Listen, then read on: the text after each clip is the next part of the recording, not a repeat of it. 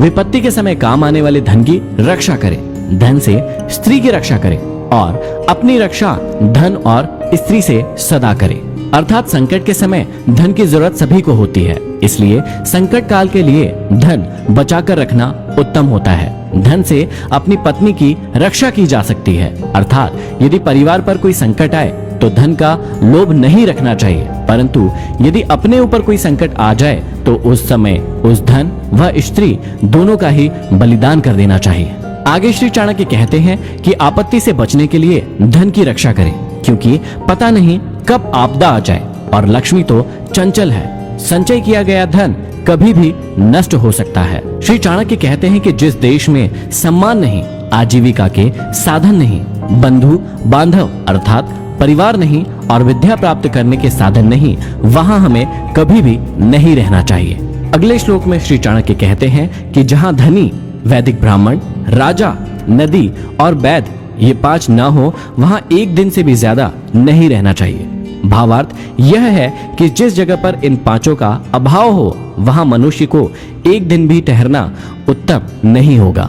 जहां धनी व्यक्ति होंगे वहां व्यापार अच्छा होगा, जहां व्यापार अच्छा होगा तो वहां आजीविका के साधन भी अच्छे होंगे। जहां श्रुतियों अर्थात वेदों के ज्ञाता ब्राह्मण होंगे, वहां मनुष्य जीवन के धार्मिक तथा ज्ञान के क्षेत्र में भी विस्तृत रूप से फैले हुए होंगे।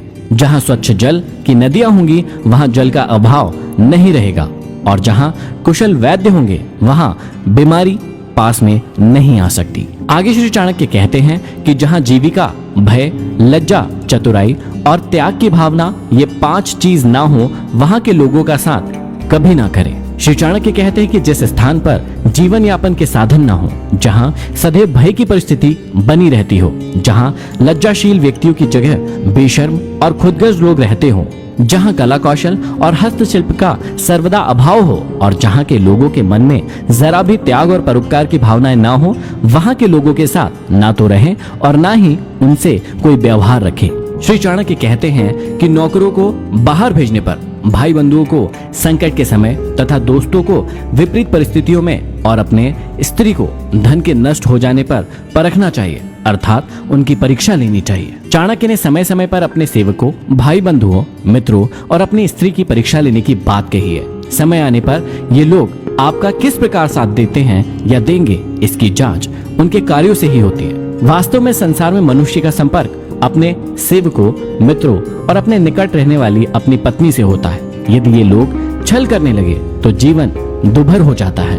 इसलिए समय समय पर इनकी जांच करना जरूरी है कि कहीं ये आपको धोखा तो नहीं दे रहे हैं। आगे समझाते हैं कि बीमारी में, विपत्ति काल में, अकाल के समय, दुश्मनों से दुख पाने या आक्रमण होने पर, राज दरबार में और शमशान भूमि में जो साथ रहता है वही सच्चा भाई बंधु अथवा मित्र होता है। श्री चाणक्य समझाते हैं कि जो अपने निश्चित कर्मों तथा वस्तु का त्याग करके अनिश्चित की चिंता करता है, उसका अनिश्चित लक्ष्य तो नष्ट हो ही जाता है, निश्चित भी नष्ट हो जाता है। किसी ने सही कहा है, आधी को छोड़ सारी को धावे, आधी मिले न पूरी पावे। जो व्यक्ति अपने निश्चित लक्ष्य से भटक जाता है, उसका कोई भी लक्ष्य पूरा नहीं हो पाता है। अर्थात भाव यही है कि आदमी को उन्हीं कार्यों में अपने हाथ डालना चाहिए जिन्हें वह पूरा करने की सामर्थ्य रखता हो।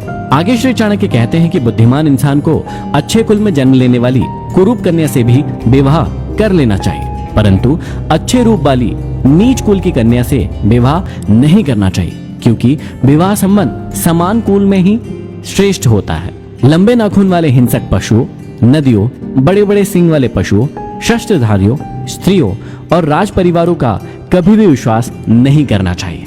श्री चाणक्य कहते हैं कि पुरुषों की अपेक्षा स्त्रियों का भोजन दुगना, लज्जा चौगनी, साहस 6 गुना और काम 8 गुना अधिक होता है। इन बातों का हमेशा ध्यान रखना चाहिए। ये था भाग 1। अब हम सुनेंगे अगले एपिसोड में भाग 2।